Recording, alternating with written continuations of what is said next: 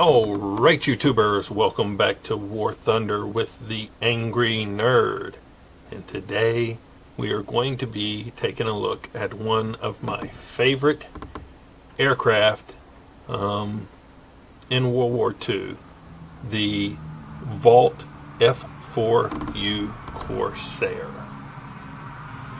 Now, let me cut the volume down, background volume a little bit.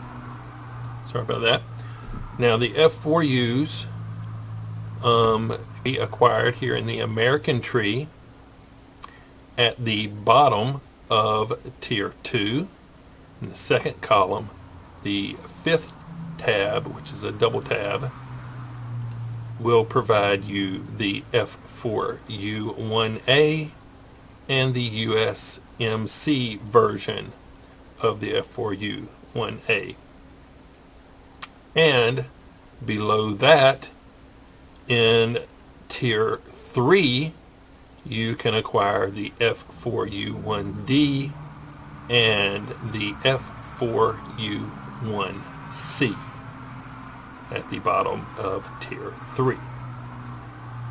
So now that we have seen where they are in the research tree, let's take a closer look at them, and I will give you a brief history. Well, not so brief. You can fast forward through this part if you don't want to listen to it, but it is interesting. The Vought F4U Corsair was an American World War II fighter aircraft which entered service with the United States Marine Corps in 1942 and later with the United States Navy. It was the first single-engine U.S. fighter to fly faster than 400 miles per hour in level flight. Now, the P-38 Lightning had flown over 400 miles per hour in 1939, but it is a twin-engine aircraft. So the F4U was the first single-engine aircraft to achieve this. And the F4U was able to achieve this by incorporating the largest engine available at the time, the 2,000 horsepower, 18-cylinder Pratt & Whitney R2800 double wasp radial. Now that's a name right there.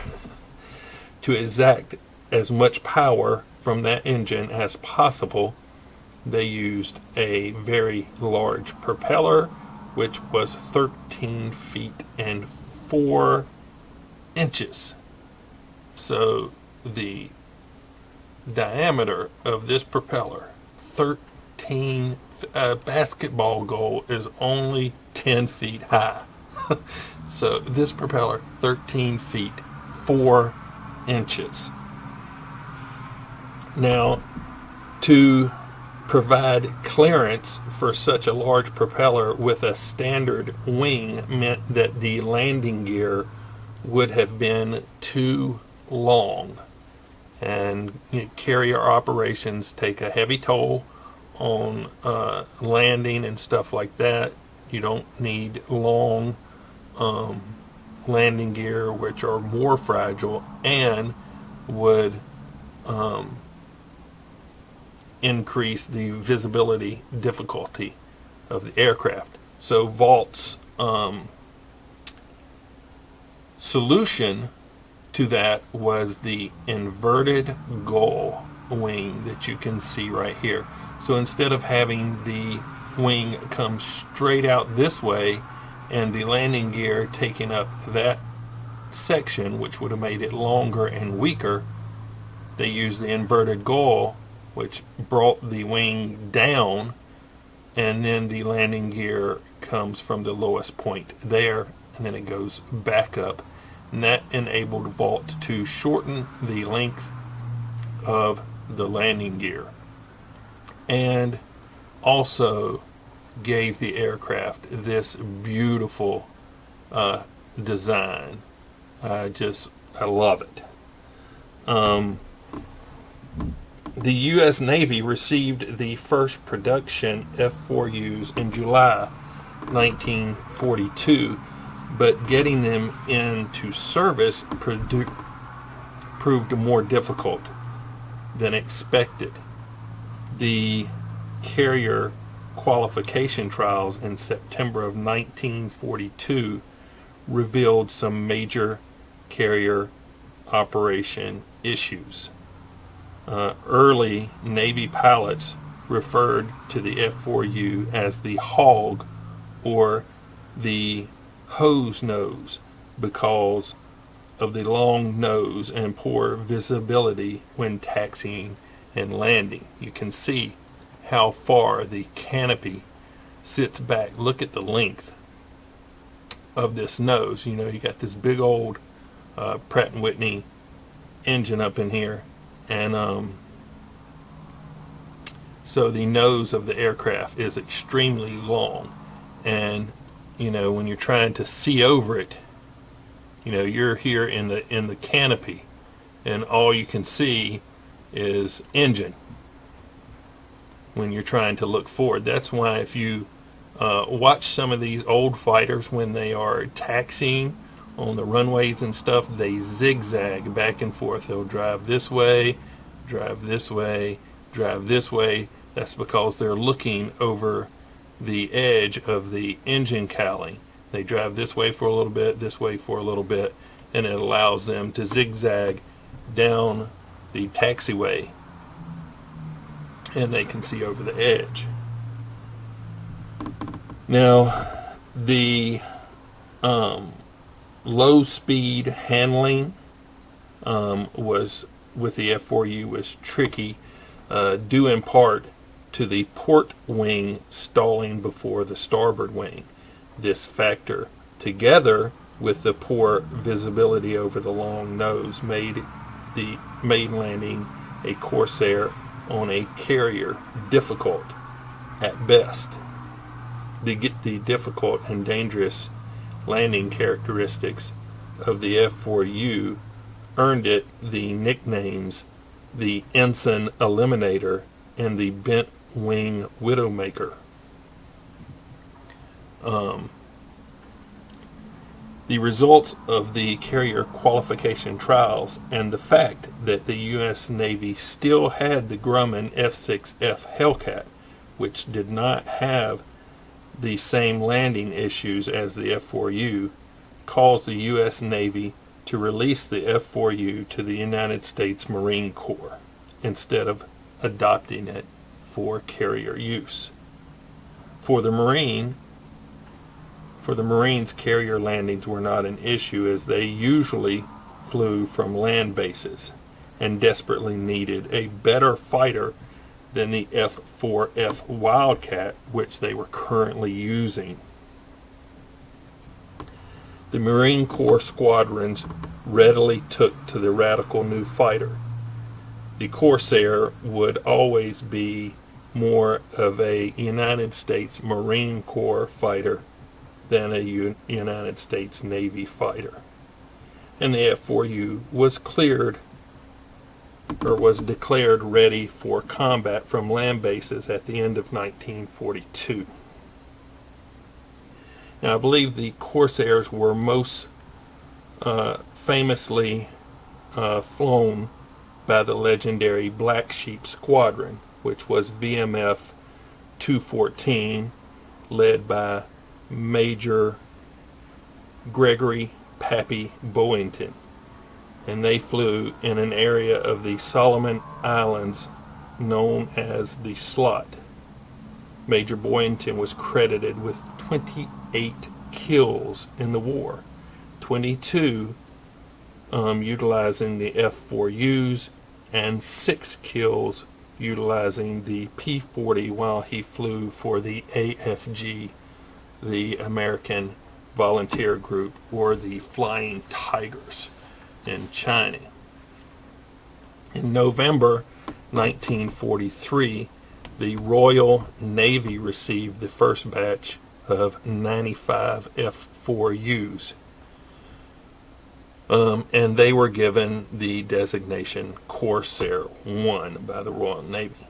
The Royal Navy put the Corsairs into carrier operations immediately. they found its landing characteristics dangerous as well, suffering a number of fatal crashes, but considered it as their best option. But they also solved the landing visibility problems by approaching the carrier in a medium left-hand turn, which allowed the pilot to keep the carrier's deck in view over the dip of the port wing, allowing safe carrier operations. This technique led to the United States Navy to reconsider and approve the F4U for carrier operations. Although the F4U had earned some negative nicknames from the Navy pilots early in the trials, its use by the Marines and later by the Navy earned it more favorable nicknames by the combat troops on the ground, for whom the F4Us often provided close air support. Infantrymen nicknamed the Corsair the Sweetheart of the Marianas and the Angel of Okinawa, and the Japanese called the Corsair Whistling Death for its role in these campaigns.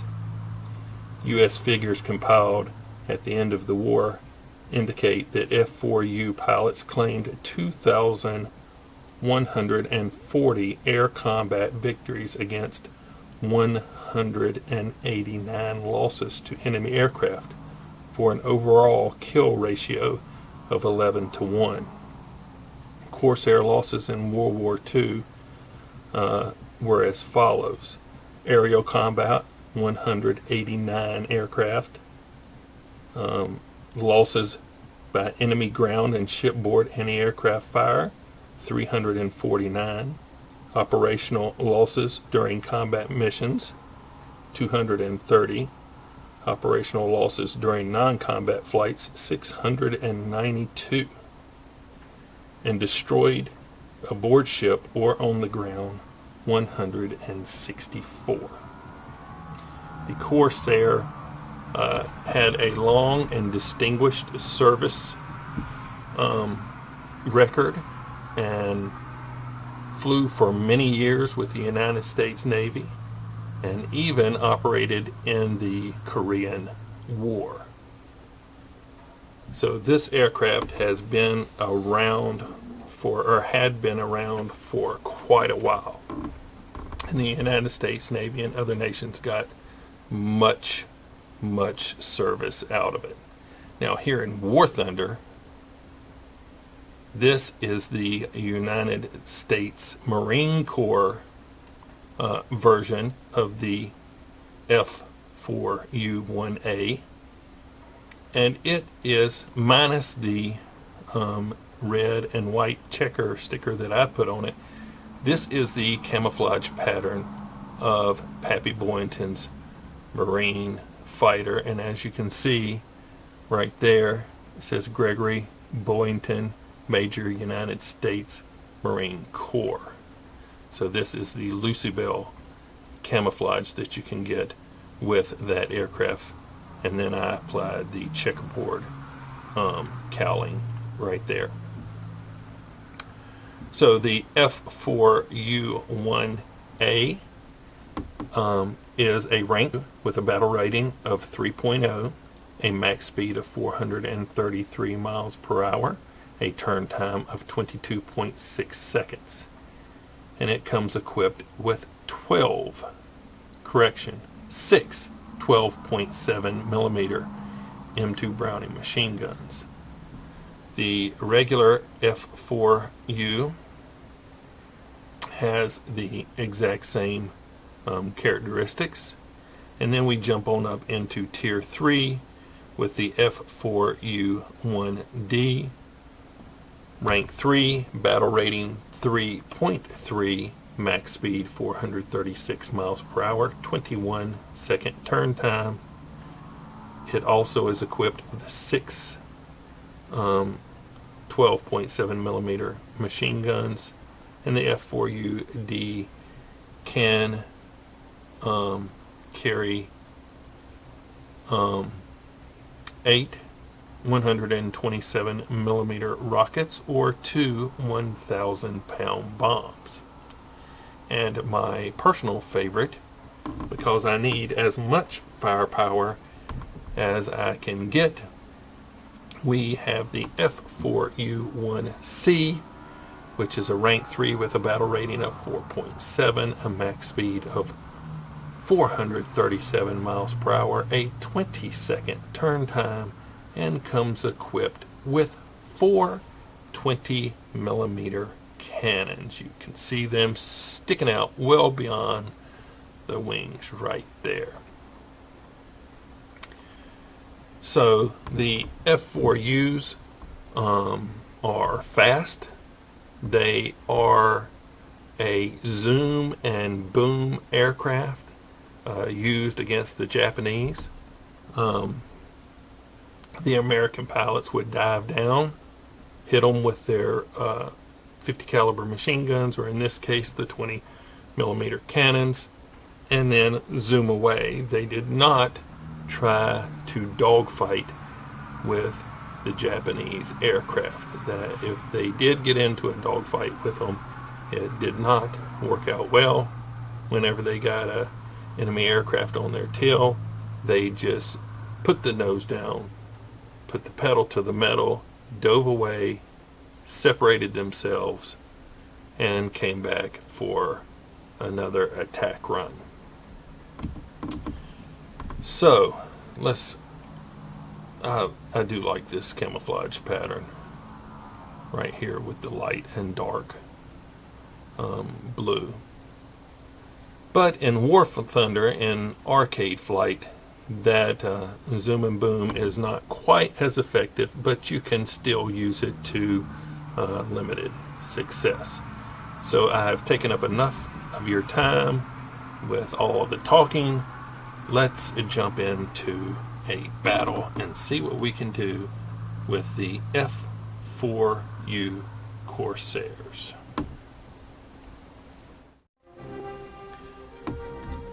I tell you what, if we're grading planes on sexiness from 1 to 10, this F4U gets a 10.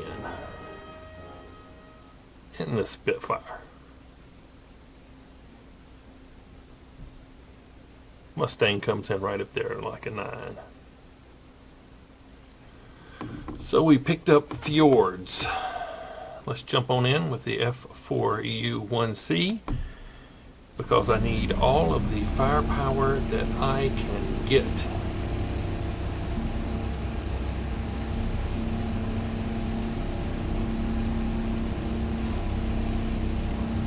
Now I'm going to start a nice loop. Not a loop, but a slow turn, gain some altitude. We want to see what we're going up against. B-25, HE-111, Go Fighters, Typhoons, P-63s. Okay. Need to drop my nose. You want to keep this F4U's above 200 miles an hour, preferably 250 or above, for your best handling and performance.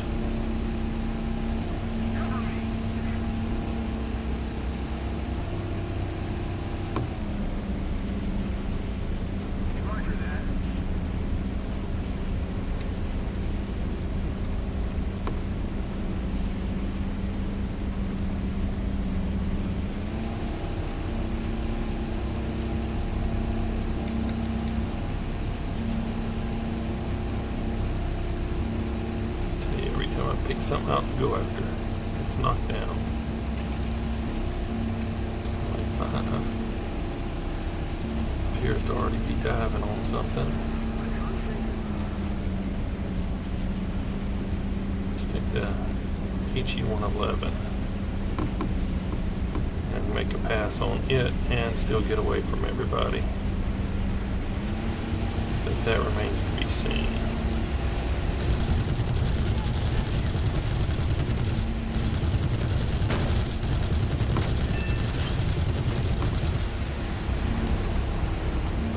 There we go.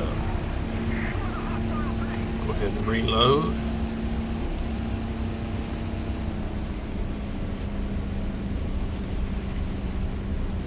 Regain some altitude. Now that is my preferred method of attack right there. Dive heading back toward friendly airspace. That way, you get plenty of time to regain your altitude, reload your ammunition. You're not diving right underneath all the other enemy fighters. Let's come over this way.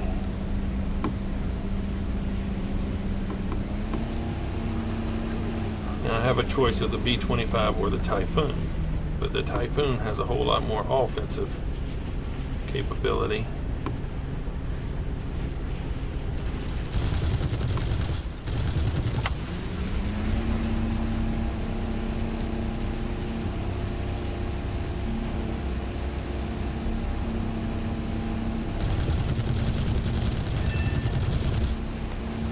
Good hits on the B-25. This pilot is unconscious, and I got a kill assist. Huh. Oh shoot.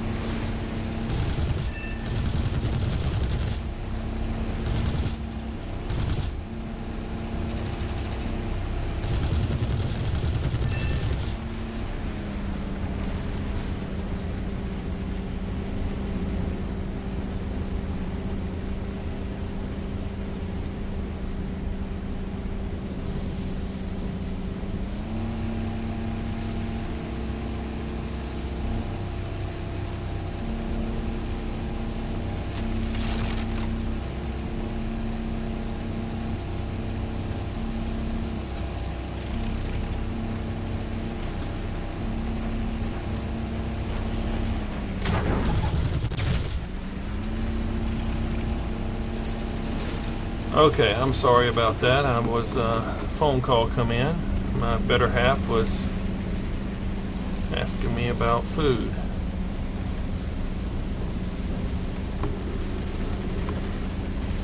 So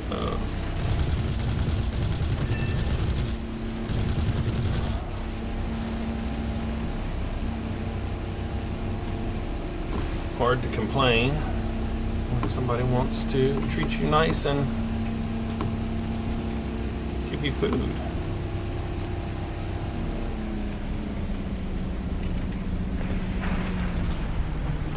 Alright, come on, get around here. Give me some shots.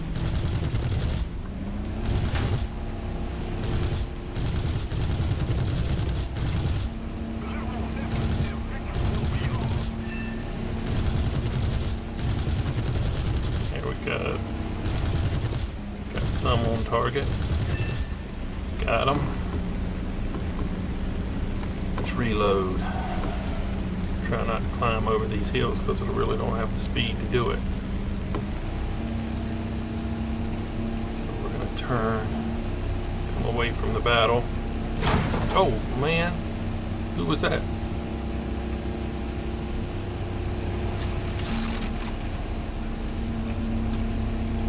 Okay, I don't see any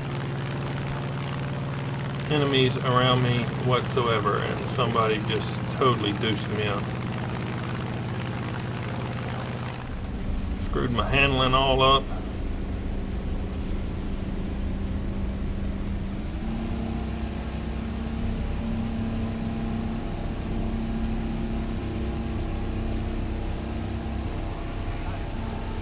I'm not saying that that was friendly fire, but the only planes around were blue, so I'm just saying, but I'm not saying.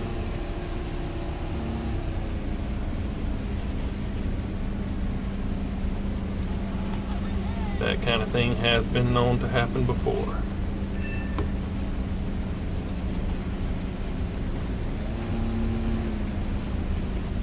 And my handling is severely screwed up. Damn it!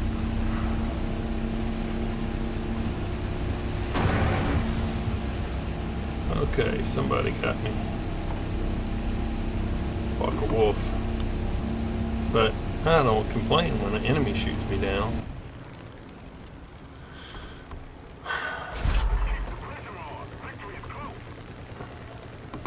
Alright, let's jump in with the F4U-1D.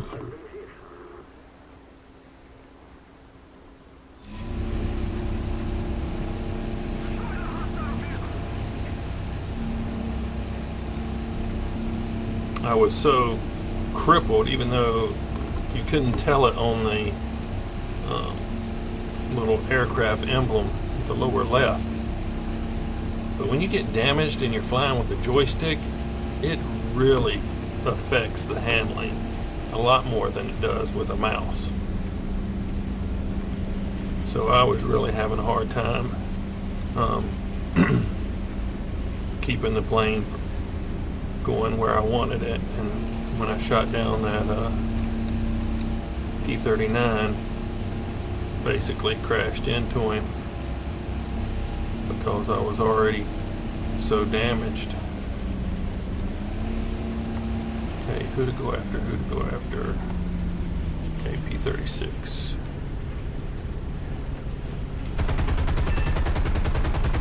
There we go. Hurricane.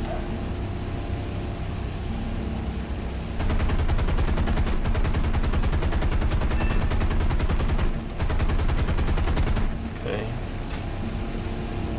Fighter. He's down.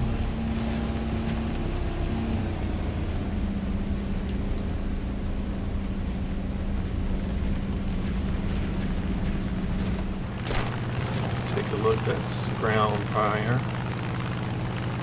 That is not what hit me before.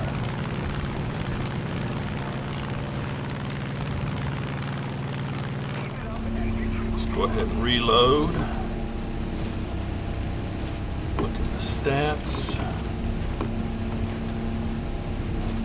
I hate that I lost my C, F4U-C, F4U-1C with my 20mm cannons.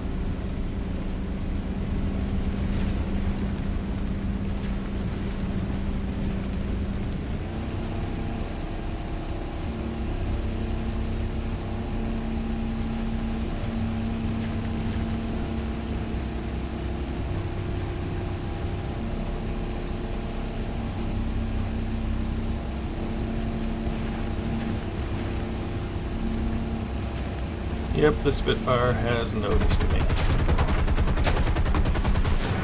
And he has taken me out. That was poor, poor display. Don't do that. But he was shooting at me with 20mm and I was shooting at him with 50 cals.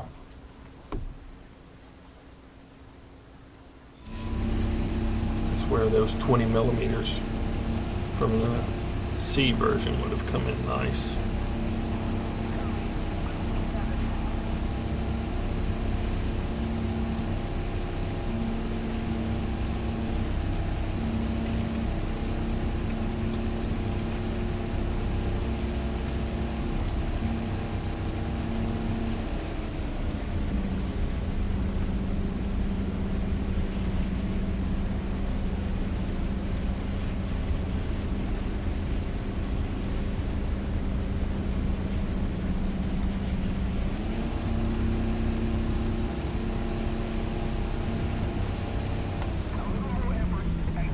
Switch and get on this bow fighter here.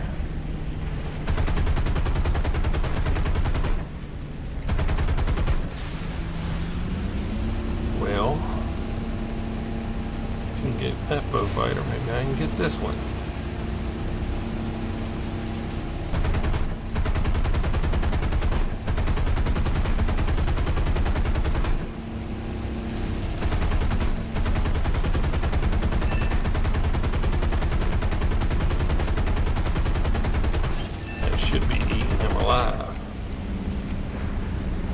needed my guns.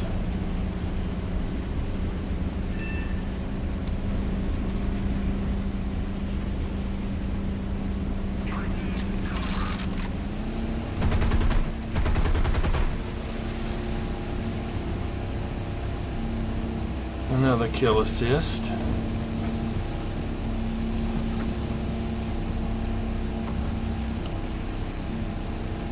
So this dude has 15 air kills. Good gracious. He's not leaving anything for anybody else to shoot at. Greedy bastard.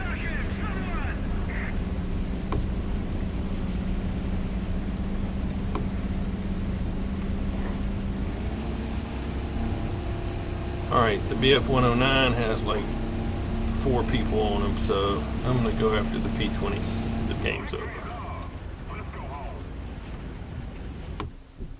Oh, man. Could have done so much better if I hadn't lost my C version. 8 kills.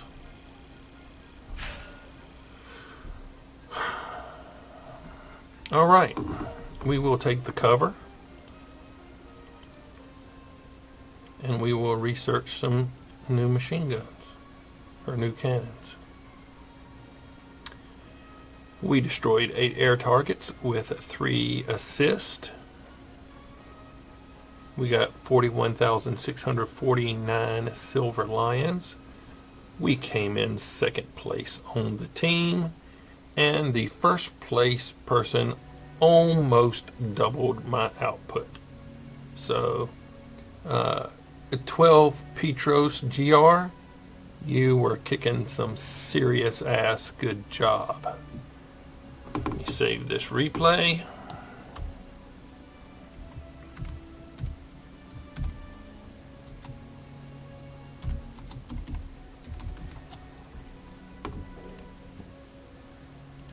So that was a look at the F4U-1s. Interrupted by a phone call, but that's all right. Phone calls from the wife are always welcome. I hope you enjoyed this look at the F4U. If you liked the video, like it. If you didn't, don't. Subscribe if you would. Leave me some comments. Let me know how you think I'm doing. Go back through, check out some of my older videos. You might find something in there that you like. But as always, thanks for watching. Nerd out.